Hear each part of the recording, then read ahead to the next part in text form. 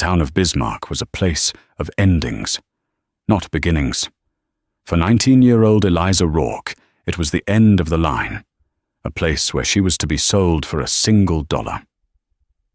The man who paid the coin was Jonah Coulter, a rancher whose face was a map of hard trails and silence. He bought her not for love, but for work. But on his remote ranch, weeks later, Eliza dropped a basket of eggs. When the grizzled cowboy kneeled to help her, she didn't see kindness. She saw a mark on his skin, a nightmare from her past, and she screamed a sound of pure, unadulterated terror. The dust in Bismarck, Dakota Territory, was a living thing. It coated the tongue, stung the eyes, and settled like a shroud on the raw, unpainted wood of the settlement. It was a place where the railroad stopped and dreams died, replaced by the hard calculus of survival. Jonah Coulter stood on the splintered platform, a man carved from the same unforgiving landscape. He was not tall, but broad, with hands that looked like they could crush rock or gentle a foal with equal ease. His eyes, recessed under a heavy brow, missed nothing. He was waiting for a man named Alistair Barlow. Barlow was a rat who dressed like a gentleman, all string tie and waistcoat, but his fingernails were dirty. He trafficked in the desperate, a purveyor of human stock, orphans from the East, failed prospectors, and women with nowhere else to go. Mr. Coulter, Barlow smiled, revealing a gold tooth. Punctual. I appreciate that in a man of business. Jonah didn't smile back. His voice was like gravel rolling downhill. You have the contract. And the package, Barlow said, gesturing with a tilt of his head. He led Jonah away from the station and toward a squat, tar paper shack leaning against a livery stable. The smell of fear and unwashed bodies clung to the air. She was inside, sitting on a 3-legged stool. 19 years old, the advertisement had said. She looked closer to 15. Her hair, the color of wet straw, was matted. Her dress was burlap, and she clutched a small, cloth-wrapped bundle in her lap. But it was her eyes that held Jonah. They weren't just scared. They were feral, like a cornered coyote, ready to bite the hand that fed. This is Eliza Rourke, Barlow announced, as if presenting a prized mare. Irish stock, as you can see. Healthy, just needs some feeding up. She came west with a church group, got separated. I've been providing for her. Jonah knew what providing for meant. He looked at the girl, then back at Barlow. The contract. Barlow slid a paper from his coat. It was a document of indenture, stating that in exchange for passage and protection, Eliza Rourke owed Barlow 5 years of service, to be assigned at his discretion. Jonah read it slowly. His lips barely moved. It says here, Jonah said, his voice flat. You're transferring the indenture. Indeed, a simple administrative matter. She's a handful, I'll admit, spirited. But your ranch is a long way from anywhere. She'll settle. Barlow licked his lips. The fee, as agreed, to cover my expenses. Jonah Coulter reached into his pocket. He didn't pull out a fat roll of bills. He pulled out a single, tarnished silver dollar. He placed it firmly in Barlow's soft, waiting palm. Barlow stared at the coin, his face twisting. $1? This is an insult, Coulter. The advertisement. The advertisement was a lie, Jonah cut in, his voice dropping an octave, becoming something dangerous. You didn't pay for her passage.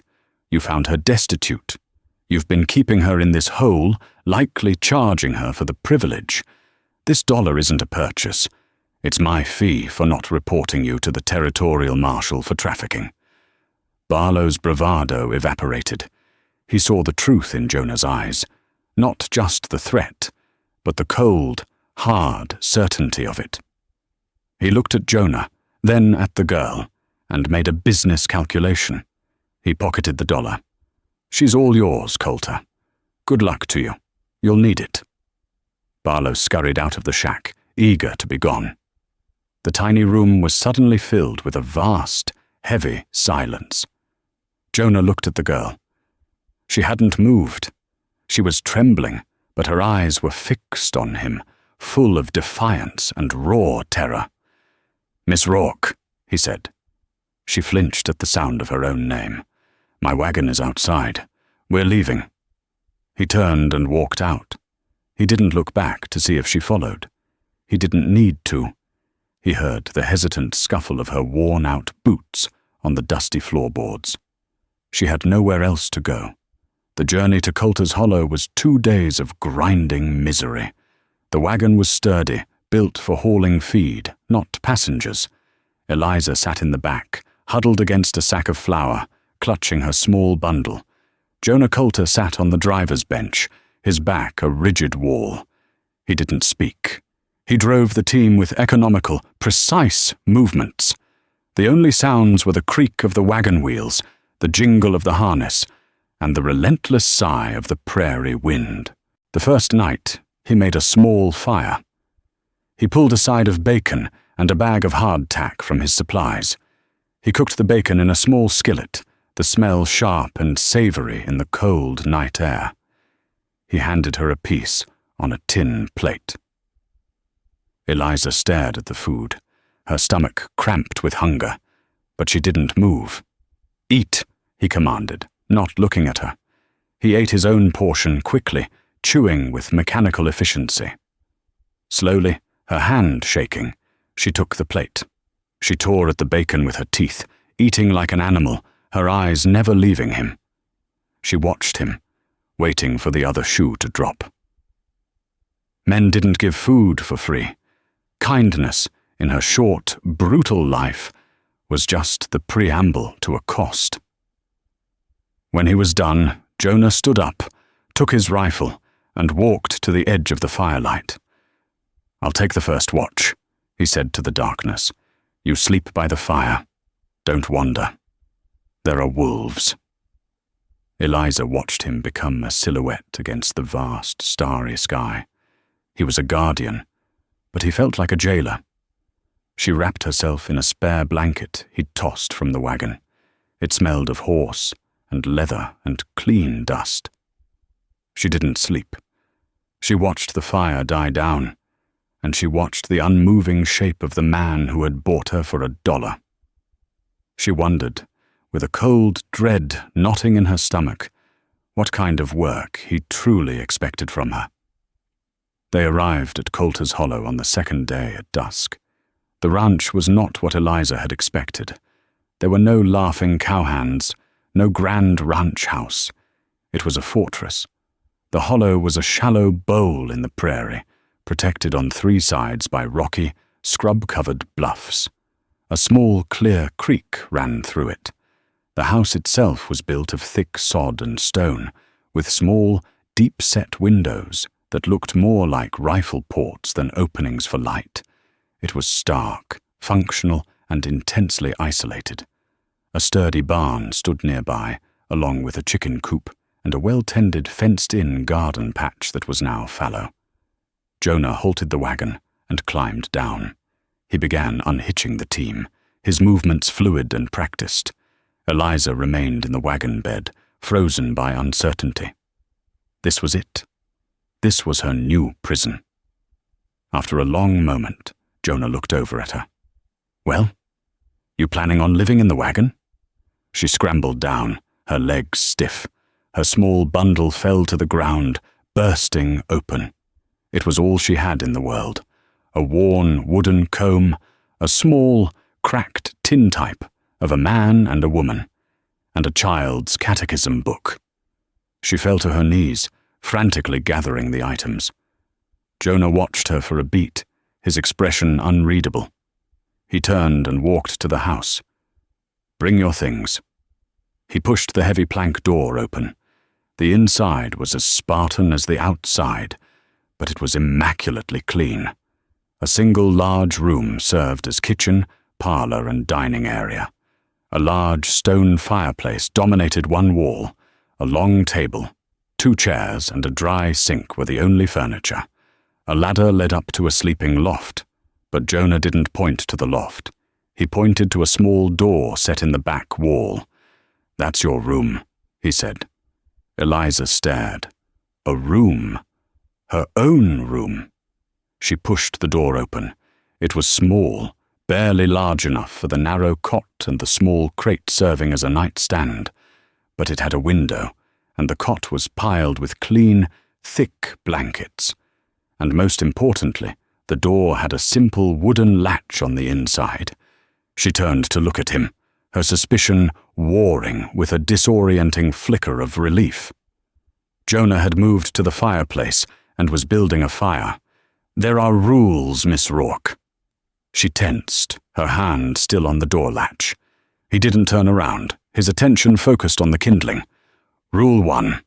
You will pull your weight. There's chickens to feed, a garden to tend come spring, the house to keep clean. I am not a tidy man." He struck a match, and the fire caught. "Rule 2. This is my house, but that is your room. I will not enter it. You will not enter my loft. We are not man and wife." He said the words clinically, as if discussing livestock. "This is not that kind of arrangement. You are here to work. In exchange, you get this roof, you get my protection, and you will eat at my table. When I sell my steers in the spring, you will get a wage. $10. Eliza's mind reeled. $10. It was a fortune. It was freedom. "Rule 3, he continued, finally turning to face her. His eyes were hard in the new firelight. "Do not lie to me. Do not steal from me. And do not ever go riding off alone. This land will kill you faster than a bullet. If you try to run, I will not come after you. But the wolves, or the cold, or the Sioux will. Do you understand me?" She could only nod, her throat too tight to speak. "Good," he grunted. "There's water in the basin. Clean up. I'll make supper." The weeks that followed were a strange purgatory. Jonah Coulter was not a kind man. He was not a cruel man. He was simply a present man. He was a force, like the wind or the rock. He rose before dawn, his movements in the loft above a quiet signal. He'd be out in the barn, tending his horses and a few head of milk cattle by the time she came out to rekindle the fire and make coffee. He spoke only when necessary. "Mend this shirt. We're low on flour. Storm's coming. Bring in extra wood." Eliza, in turn, worked with a silent, desperate energy. She was terrified of being found wanting, of being sent back to Bismarck, back to Barlow, or worse. She scrubbed the floors until the planks were pale. She learned the rhythms of the chickens. She mended his heavy canvas coats, her stitches small and neat. She began to change. The prairie air and the regular food filled out her gaunt frame. The terror in her eyes began to recede, replaced by a deep, watchful caution. She learned to read his moods. A tightening of his jaw meant he was worried about the cattle. A longer than usual time spent cleaning his rifle meant he'd seen a track he didn't like. She also learned he was haunted. Sometimes, late at night, she'd hear him moving in the main room. She'd crack her door and see him sitting at the table, not drinking, not reading, just staring into the dying embers of the fire. His face, in those unguarded moments, was a study in profound, bottomless grief. He looked like a man who had lost everything, and was just waiting for the world to come and take the little he had left. A fragile, unspoken truce formed between them. It was two people, shipwrecked on a lonely island of grass, coexisting. He provided security. She provided a home. The house was warmer. The food was better. The silence was no longer empty. It was shared. Eliza almost began to feel safe. She'd unlatch her door at night. She'd stopped flinching when he moved too quickly. She found herself humming an old Irish tune while she kneaded bread, a tune her mother had taught her. Jonah heard it one morning. He paused at the door, his hand on the handle, and listened. He didn't say anything, but he was a moment later leaving for the barn than usual. The safety was an illusion. The prairie was just holding its breath, and the past was not dead. It was just trailing them, slow and patient, waiting for the right moment to strike. The morning was bright and brittle, the kind of late autumn day that felt sharp in the lungs. A thin layer of frost covered the tough prairie grass, sparkling like a carpet of diamonds. Eliza had been living at Coulter's Hollow for nearly 2 months. She wore a wool shawl Jonah had left on the table for her one morning, a silent acknowledgement of the dropping temperature. She was gathering eggs, a chore she'd come to enjoy. The chickens were simple, demanding creatures. Their clucking was a comforting, domestic sound in the vast emptiness. She moved through the coop, her movements practiced, placing the warm, brown eggs into a wicker basket. Jonah was in the corral, not 50 yards away, working with a young colt, a beautiful buckskin that fought him at every turn. Eliza watched him out of the corner of her eye. He was patient with the animal, his voice a low, steady murmur, a stark contrast to the curt commands he gave her. He moved with the horse, a fluid dance of man and beast, until the colt finally, grudgingly, yielded to the bridle. A flicker of something unfamiliar warmed Eliza's chest. It wasn't love, it wasn't even affection, it was respect. He was a hard man, but he was fair. He was a solitary man, but he was not, she realized, a bad one. Lost in thought, she turned too quickly at the coop's entrance. Her foot caught on the high sill. She stumbled, lurching forward. The basket flew from her grasp, arcing through the cold air before smashing against the hard-packed earth. Eggs splattered everywhere. Brown shells, golden yolks, a sticky, tragic mess. Eliza stared at the disaster. It wasn't just eggs. It was food. It was waste. It was failure. In her previous life, a mistake like this would have earned her a beating, or at the very least, no food for a day. Her breath hitched. Tears of pure, hot frustration stung her eyes. She dropped to her knees, her hands fluttering uselessly over the wreckage, trying to salvage the few eggs that had only cracked, not shattered. No, stupid, she whispered, her voice thick with panic. Jonah had seen the fall. He'd left the colt and was walking toward her, his expression a familiar, unreadable mask. His long strides covered the ground quickly. "Fool girl," he grunted. But there was no heat in it. It was a statement of fact. "You're bleeding." Eliza looked down. She'd scraped her palm on the gravel. Blood was welling, mixing with the dirt and egg yolk. It was the final insult. A sob broke from her chest. She hated this land. She hated being weak, and she hated him for seeing it. She frantically tried to scoop up an unbroken egg, her bloody, trembling hand making a worse mess. "Hold on," Jonah said. His voice was rough. He stood over her for a second. Then, to her utter astonishment, he kneeled. He went down on his right knee, his left leg bent, bringing him down to her level. It was a gesture of help, nothing more. He was a practical man, and the unbroken eggs were at his feet. "Give me the basket," he said. He reached for a relatively clean egg near his boot. As he crouched, the fabric of his heavy work shirt pulled taut across his back.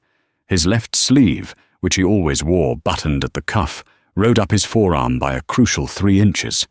Eliza's gaze, blurred by tears, fixed on the exposed skin. And her world stopped. There, just below his elbow, burned into his flesh, was a brand. It was not a ranch brand, not a JC for Jonah Coulter. It was a symbol, a dark, intricate knot that formed a twisted, menacing shape, a black shamrock. The blood drained from Eliza's face. The cold air vanished. The prairie disappeared. She was no longer in the Dakota Territory. She was back in Missouri, in a burning farmhouse, the smell of smoke and whiskey filling her lungs. She heard men shouting, her father screaming, her mother's final, terrible silence. She saw the face of the man who had dragged her from the root cellar, a face laughing in the firelight, and on his hand this same, identical mark. This man, this rancher, this protector. He was one of them. He was one of Malachi Quinn's men. Jonah looked up, holding a single perfect egg. "It's just an egg, girl. No need to—" He never finished the sentence. Eliza scrambled backward, kicking and clawing at the dirt like a crab. Her face was a mask of primal horror. A sound ripped from her throat, a sound that wasn't a word, but a pure animal expression of terror.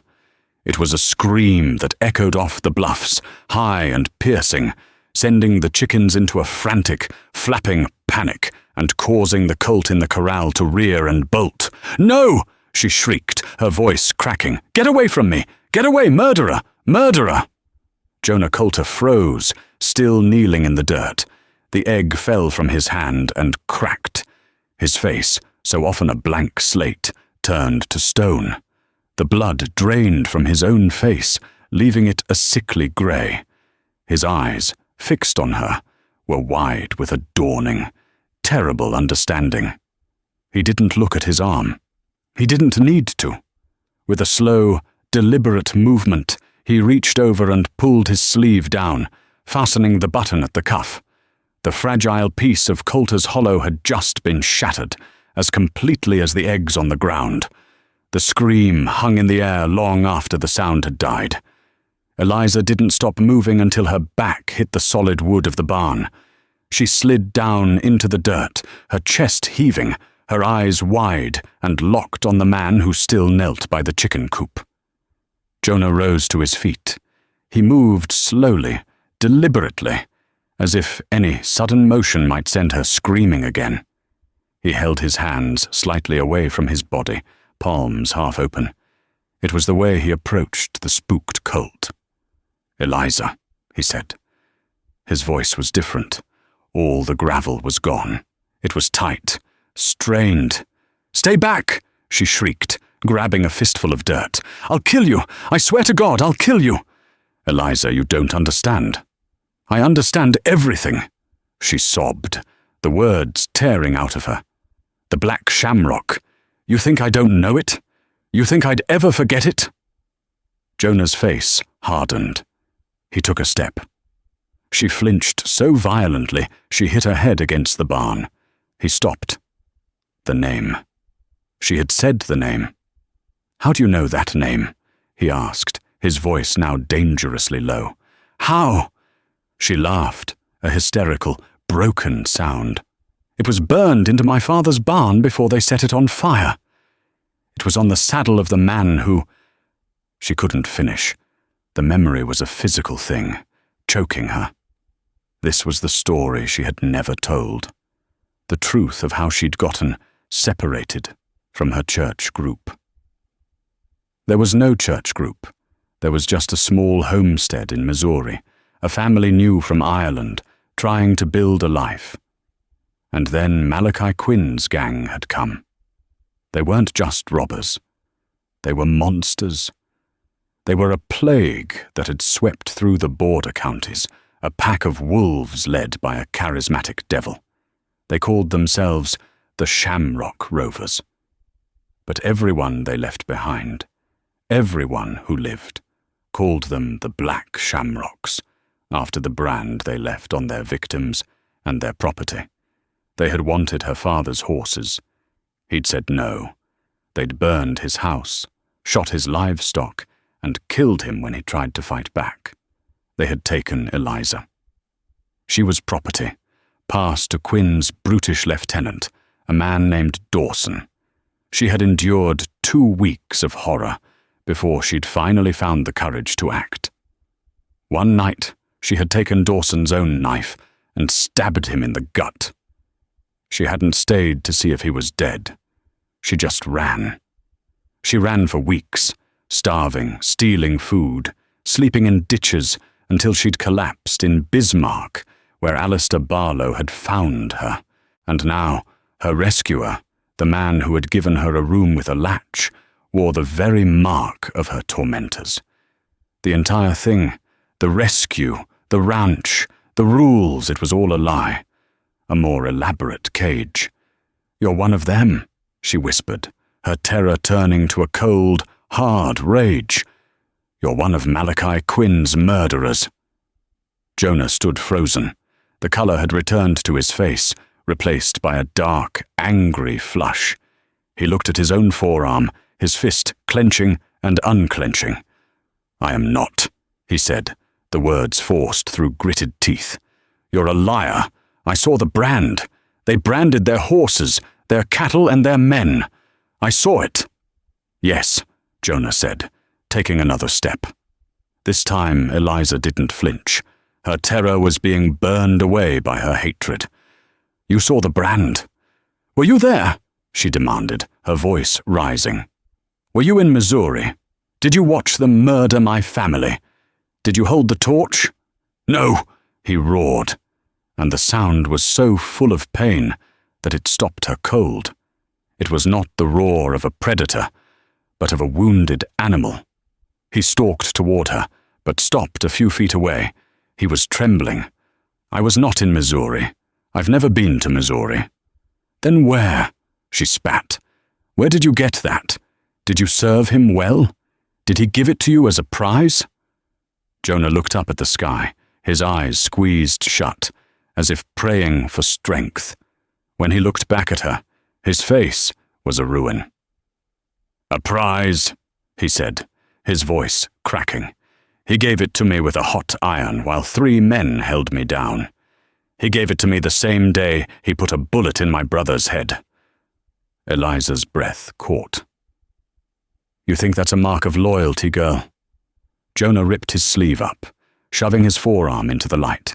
The brand was ugly, a scarred, keloid knot of flesh. "This is a slave's mark. This is what he does to property. And I was his property. For 3 years.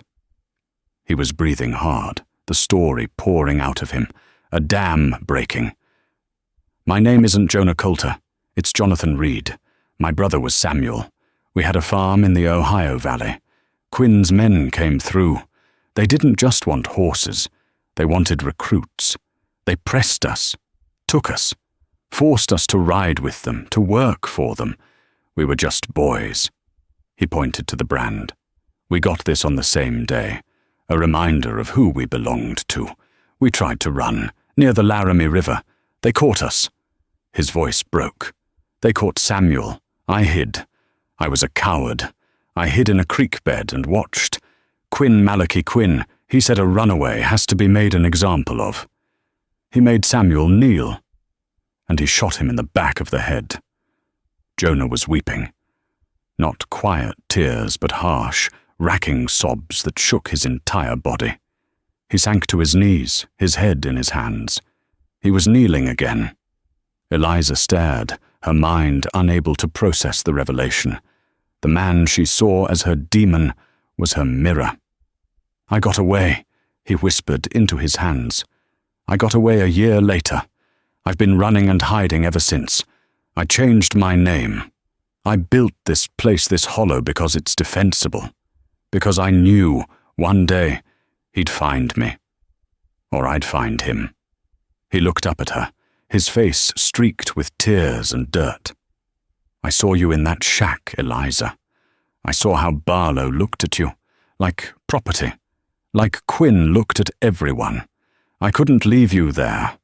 I paid the dollar because it was all I could do to spit in the eye of men like him.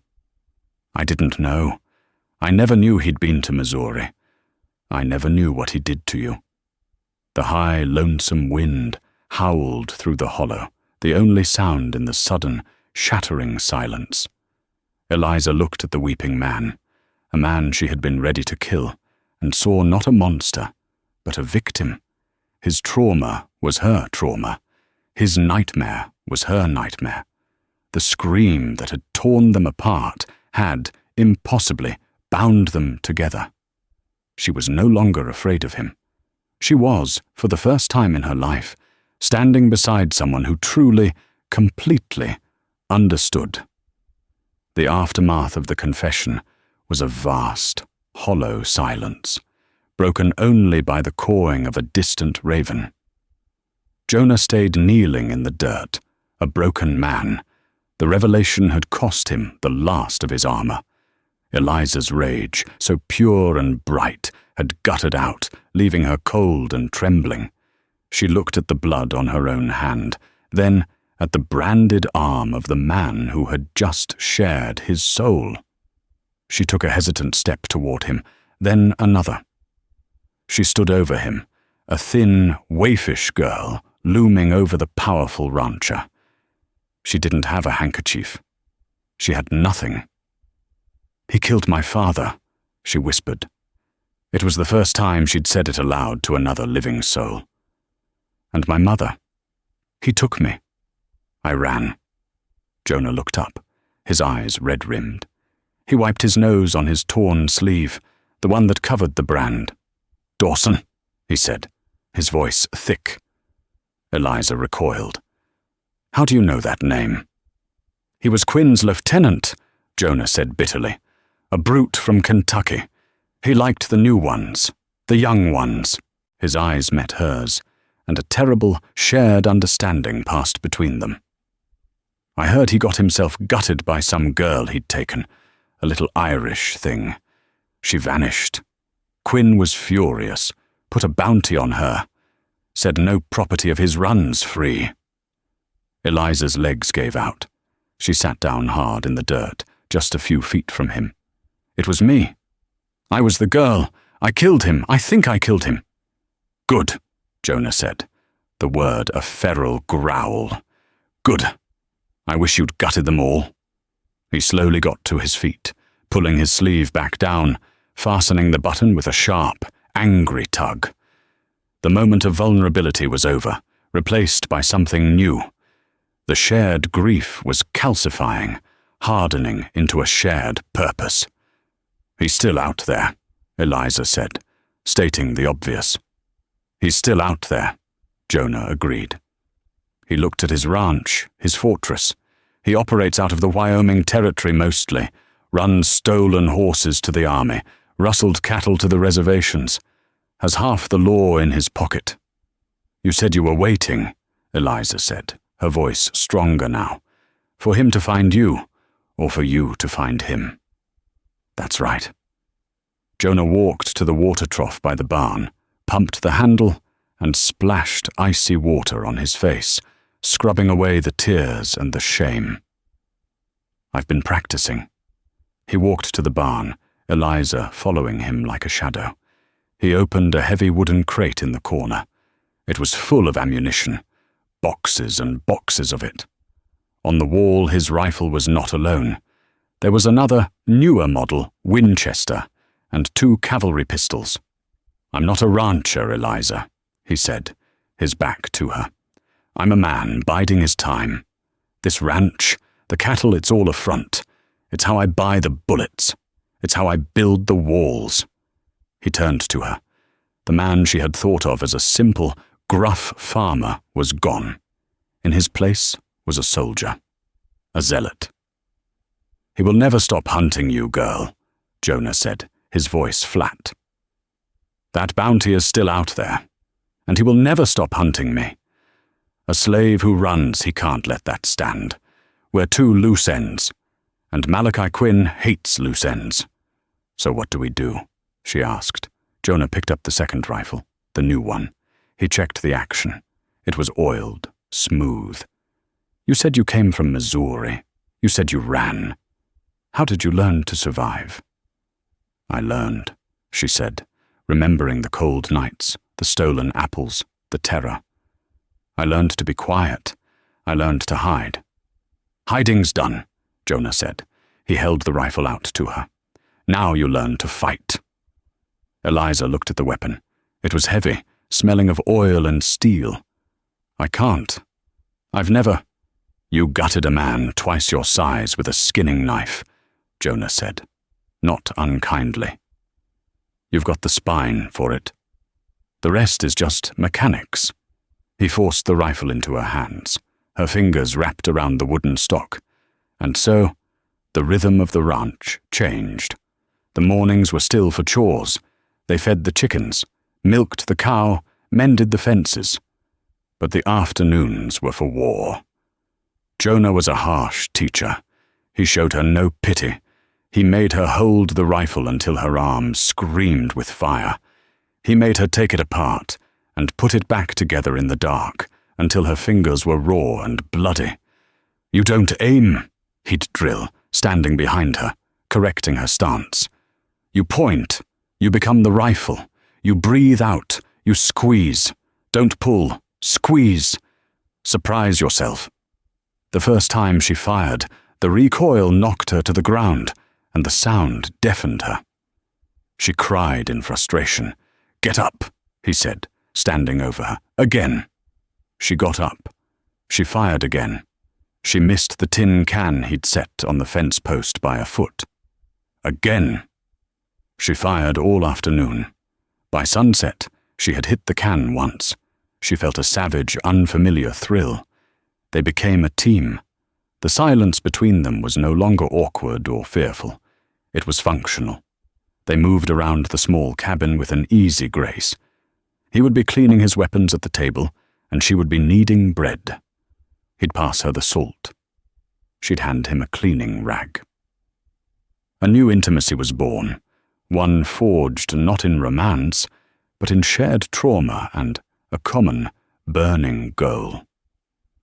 She stopped latching her door, not because she trusted him not to enter, but because she knew if the time came, they would need to fight back to back. She no longer saw the brand on his arm, even when he rolled his sleeves up to wash. She only saw the man.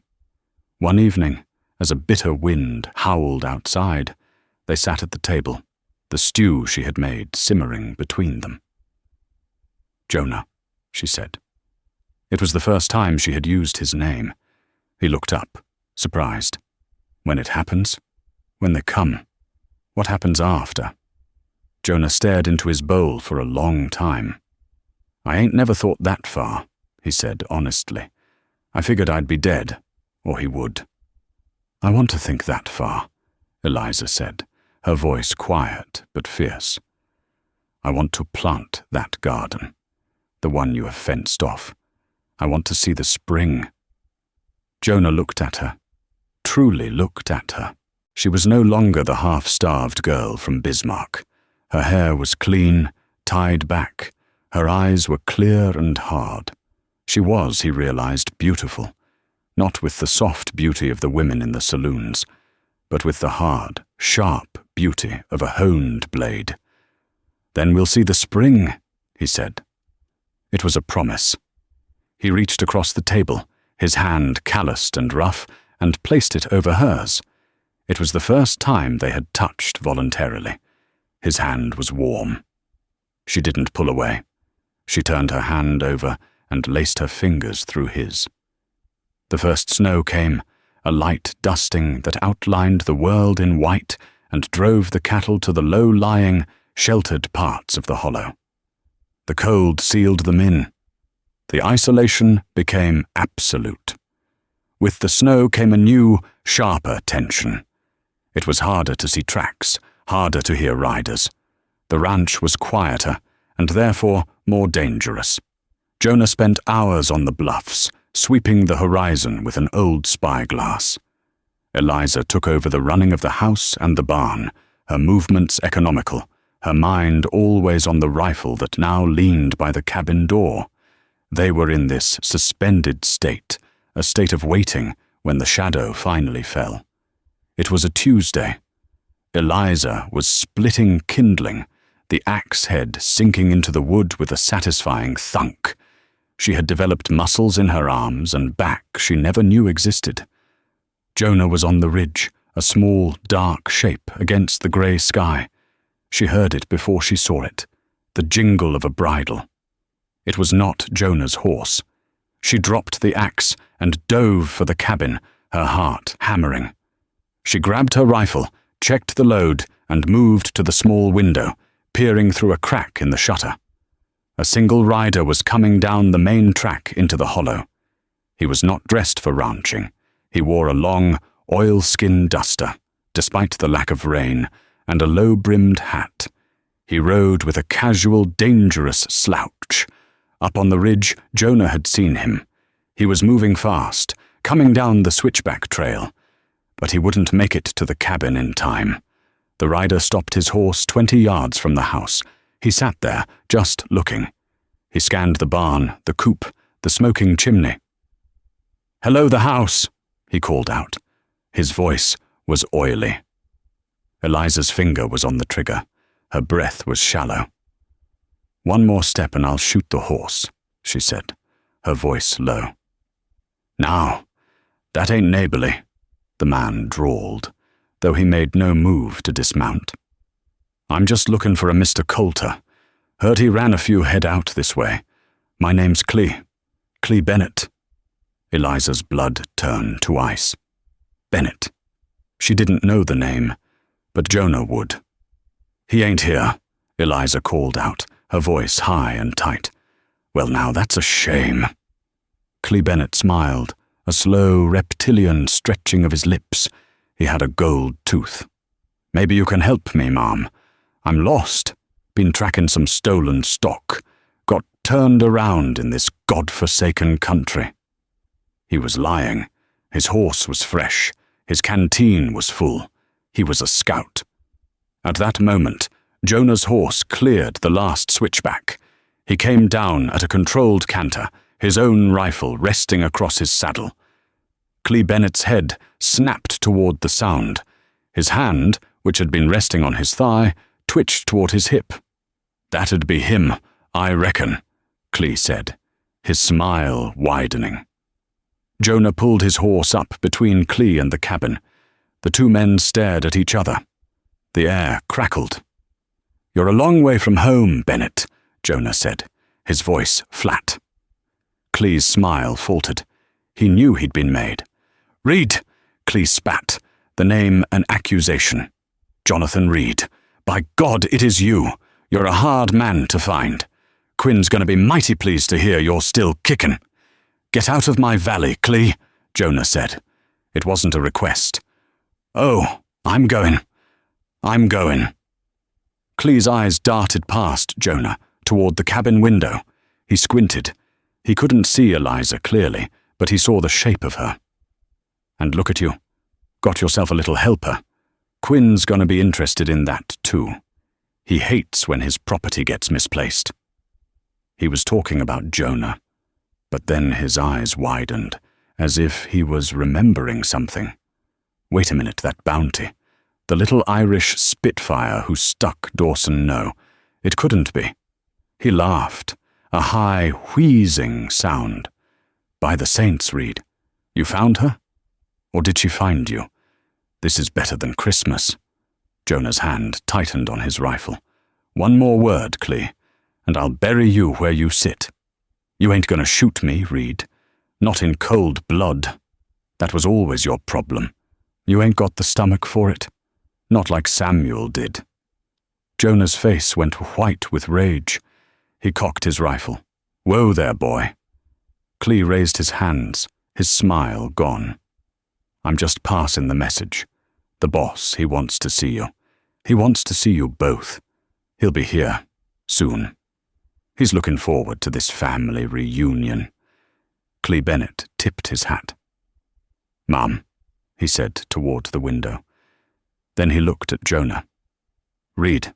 He turned his horse slowly, ever so slowly, and began to ride back up the track. Jonah sat on his horse, his entire body vibrating with a murderous rage. He wanted to shoot the man in the back. It was what Quinn would do. From the cabin, Eliza's voice came, clear and cold. "No, Jonah. Not like that. Not his way. Our way. Jonah let out a breath he'd been holding for 10 years. He uncocked the rifle. They watched until Clee Bennett was a speck on the horizon. The snow had started to fall again, fat, heavy flakes that promised a storm. Jonah dismounted and walked into the cabin. Eliza was leaning against the wall, her rifle still in her hands. She was shaking. "He's coming," she said. "He's coming," Jonah confirmed. He walked to the fireplace and stared into the flames. "He'll bring all of them. He'll want to make an example. He'll want to make a show of it." "He thinks we'll run," Eliza said. "He's counting on it. He'll expect us to run east toward the settlements." "We're not running," she said. It wasn't a question. "No." Jonah turned from the fire. His eyes were clear and calm. The waiting was over. The years of fear, of hiding, were gone. "This is Coulter's Hollow. This is my land. He is not welcome here." He looked at Eliza. "The storm will slow him down, but it won't stop him. We have maybe 2 days." They didn't waste time on fear. They began to prepare. They boarded up the small back window in Eliza's room. They hauled water from the creek and filled every bucket, every pot, in case the house was besieged. They brought feed for the horses into the barn, barricading the main door, leaving only the small side door as an exit. They loaded every weapon. Jonah had a case of dynamite he'd used for clearing stumps. They wired it to the narrow entrance of the hollow, the only way in, running the wire back to the house. They worked through the day and into the night, a well-oiled machine. They were no longer a rancher and his helper. They were 2 soldiers digging in for the final siege. "Eliza," he said, as they sat in the pre-dawn gloom of the second day, the cabin now a fortress. "There's a chance we don't. I cut a panel loose in the back of your room. It leads to the creek bed. If it goes bad, you take it. You run. Don't look back." Eliza was cleaning her rifle for the 10th time. She didn't look up. "Are you going to run, Jonah?" "This is my fight, my reckoning." "You said it yourself," she said, her hands moving over the steel components. "He's hunting us. We're 2 loose ends. This is my reckoning too. For my father. For my mother." She slotted the bolt back into place with a sharp, metallic click. "I'm not running," she said. "I'm not hiding anymore. Let him come. We'll be here. We'll see the spring, Jonah. Or we won't. But we'll face this together." Jonah looked at her, his heart swelling with a painful, terrifying pride. He nodded. Together. Outside, the snow stopped falling. The world went utterly, profoundly silent. It was the calm before the reckoning. The silence of the snow-covered hollow was broken by the thud of approaching horses. Jonah, at the window, trained his spyglass on the canyon entrance. 8 riders, he said, his voice grim. Quinn's in the lead. The riders fanned out, rifles drawn. Malachi Quinn, a large man in a fine fur-collared coat, raised a gloved hand. "Jonathan Reed." Quinn's charismatic voice boomed across the snow. "It has been a long time, boy. You've built a fine-looking prison. Come out and pay your respects." The cabin remained silent. "Still the coward, eh?" Quinn chuckled. "Still hiding while your brother pays the price?" Samuel died on his knees, but he died with spine. And the girl. Clee tells me you found my property. Send her out, Jonathan, and I'll make your death quick. What I have planned for her will not be. Eliza squeezed her eyes shut, took a deep breath, and opened them, the fear gone. "Now, Jonah," she whispered. Jonah held the plunger. He waited until Quinn and 3 men were over the buried dynamite, then slammed his fist down. The world erupted in fire and smoke, the explosion shaking the cabin's foundations. When the smoke cleared, 2 men were gone, a 3rd was screaming, and horses were panicking. Quinn had been thrown clear, his fine coat gone, his face a mask of rage. "Kill them!" he screamed. "Burn that cabin to the ground!" The 5 remaining gunmen scattered. 3 took cover in the bluffs. 2, including Clee Bennett, dashed for the barn. The gunfight began. Bullets ripped through the sod walls.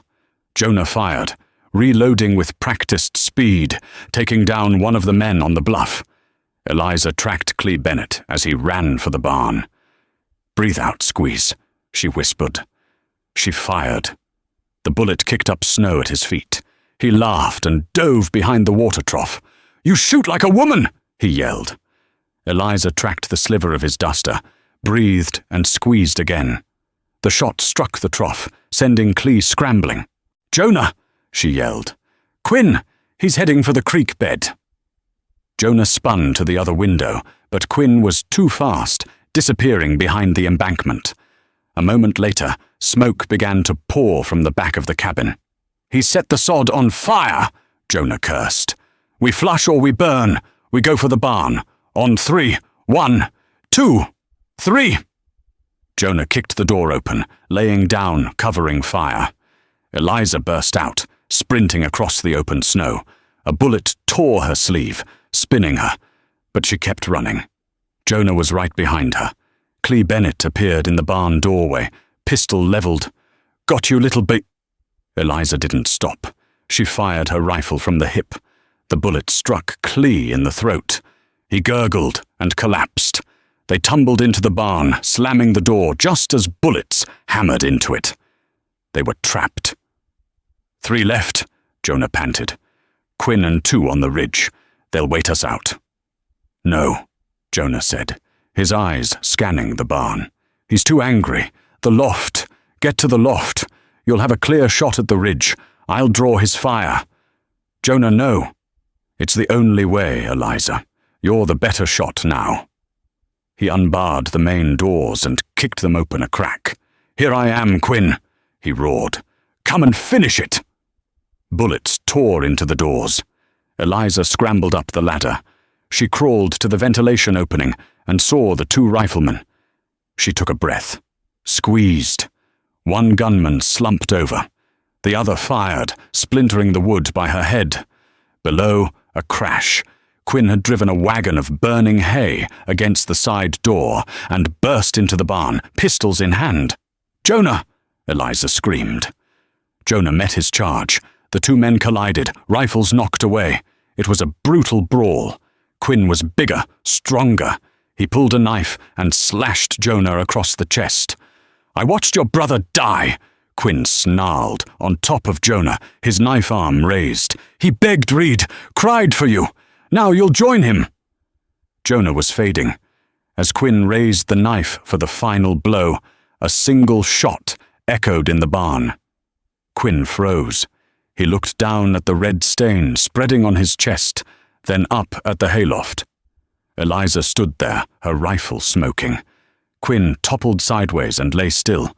The last gunman on the ridge fired one panicked shot and fled. Silence. Jonah, Eliza whispered. She jumped from the loft, crawling to him. He was pale, his breathing shallow. You hit what you were aiming for, he whispered. Stay with me, she sobbed, ripping her dress to press against the wound. We have to see the spring. He looked at her, his eyes clear. He reached up, touched her cheek, and smiled. Then he passed out. Eliza knelt in the smoke, holding on to the only man in the world who understood her, and waited for the night to end. The scream that echoed in that hollow was not an ending. It was a beginning. Jonah Coulter, the man who bought a bride for $1, knelt to help her, and revealed a mark of damnation. But what Eliza Rourke saw as the brand of a monster was in fact the scar of a fellow victim.